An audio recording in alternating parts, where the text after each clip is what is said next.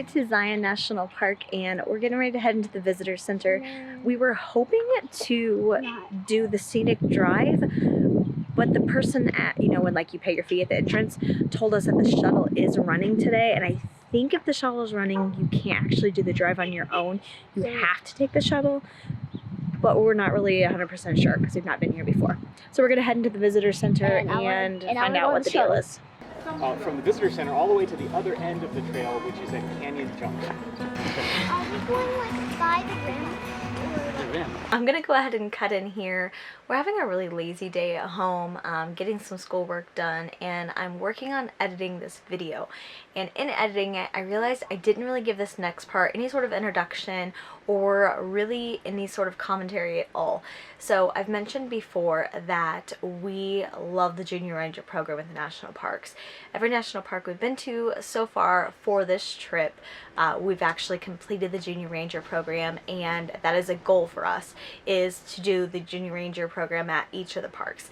It's really educational, it's fun, the kids love it and look forward to it, and we honestly all learn something from it. Well, there's different tasks along with each of the Junior Ranger programs.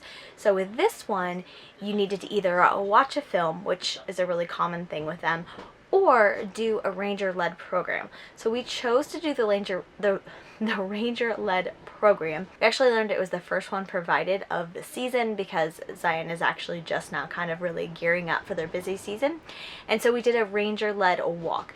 This was really neat because we got to do a hike that we were going to do anyway, but we had the ranger take us along on it and give us some information. We could ask lots of questions. So often there are like tours and things like that that you can pay extra for at national parks, but there's also a lot of really neat ranger-led activities such as this hike that don't cost anything extra.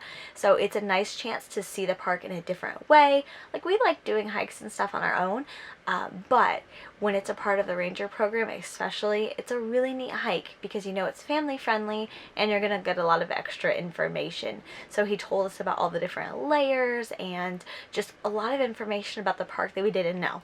So one fun fact, which maybe other people know, we didn't know, the bottom layer of Zion Canyon is actually the top layer in the Grand Canyon. And then when we go to Bryce Canyon, I believe it's that the top layer of Zion Canyon is the bottom layer of that. So it's like stair-stepping of the layers of the earth. And again, I must have just missed that in geography class because I didn't know that. So just really fun stuff like that you can learn through the Ranger program. All right, anyway, back to our day at Zion. Look at that rock. You can see the mud of wet. Yeah? Look, you can see the mud of wet. That's pretty cool.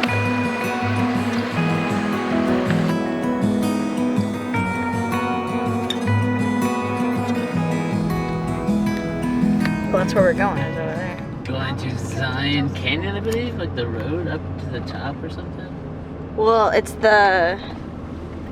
Yeah, I guess I don't know. I guess I don't know what it's called. Connects the Zion Canyon to the east side of the park.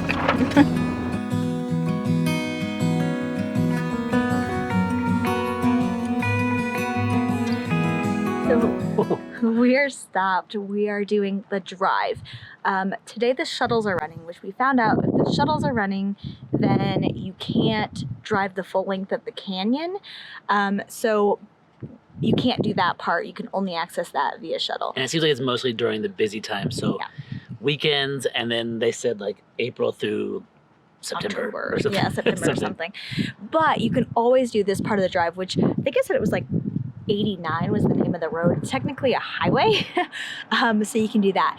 This is the road that takes you through the tunnel, which we were doing some reading, and you can't be wider than 7'10", Yeah, 7'9". or 7'9", or taller than like 11'4", and go through without a permit. Yeah. You And can we're like 6'9" or 6'8" or something. Yeah. It should be good. Super pretty though. There are some restrictions. You can only be 7'9" wide, and It's raining. it's really windy too. You can only be 7 feet 9 inches wide without needing a permit. And so if you do need a permit, most RVs, most dualies, those kinds of things, then it requires, it's like a $15 permit that you can get. But luckily our F-250 is not 7 feet 9 inches wide, and we can go through it. So we're headed up to the tunnel now. I think they check to make sure here that you're not too big to actually go through the tunnel. So I don't know if they come out and verify, but I guess we'll see.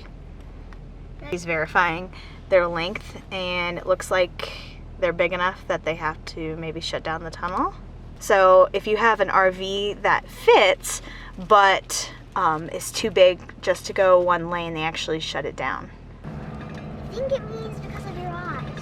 Turn on the lights.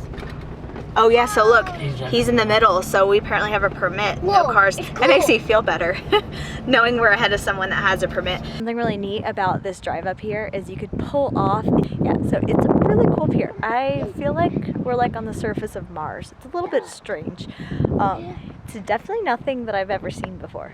It's really interesting. So Matt took the big kids out to walk a little bit, and Spencer is sleeping. So I thought I would take a minute to talk about the drive that we're on. I think the road is called 89. I'll look it up, and if I'm wrong, I'll add it in a caption here. But this road will take you to Bryce Canyon National Park, but it is a really neat drive. My internet's not working at the moment, or I would look up what our elevation is, but we're quite a bit up here. And so it's really neat. There's snow up here, and it's a really cool drive. I definitely think that this is something that you want to do for sure if you come to Zion. I would definitely suggest it. All right, the kids are coming back, so it's gonna get loud in here again.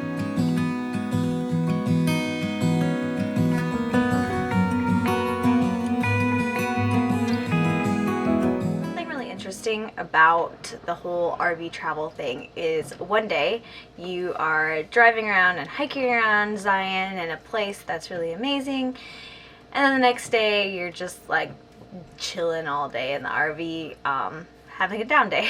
So yesterday we were at Zion, today we're just sitting around inside of the RV.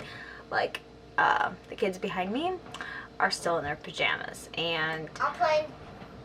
Yeah, they're playing Switch. They did school today, and I worked on some editing stuff, and that's pretty much it.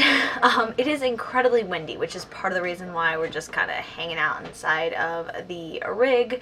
Like, you might be able to hear the wind in this video. Not really sure. But we've just been hanging out. Spencer and I did go for a walk. It was really windy, but it was still nice to get outside. Today we're just having some pizza for dinner and just chilling out. We go to bed pretty early.